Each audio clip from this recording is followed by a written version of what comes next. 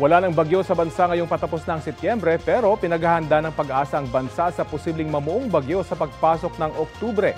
Base sa datos ng ahensya, posibleng mangyari yan sa pagitan ng October 3 at October 9. Tatawirin ng potensyal na bagyo ang Northern at Central Luzon. Kung mangyari, tatawagin itong bagyong Paulo. Sa ngayon, wala pang namamataang bagyo o low pressure area sa loob o labas ng Philippine Area of Responsibility. Easterlies ang magdadala ng mainit at malinsangang panahon sa bansa ngayong araw, pero may bitbit din itong mahihinang ulan lalo sa silangang bahagi. Uulanin ng halos buong bansa kasama na po ang Metro Manila sa mga susunod na oras base sa rainfall forecast ng Metro Weather.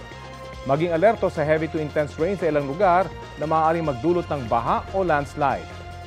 Nakataas po ngayon ang thunderstorm advisory dito sa Metro Manila, Rizal, Bulacan, Laguna at ilang panig ng Quezon Province at Batangas. Tatagal po ang babala hanggang 12:27 ngayong tanghali. Nitong Sabado, lumabas ng PAR ang bagyong Opong.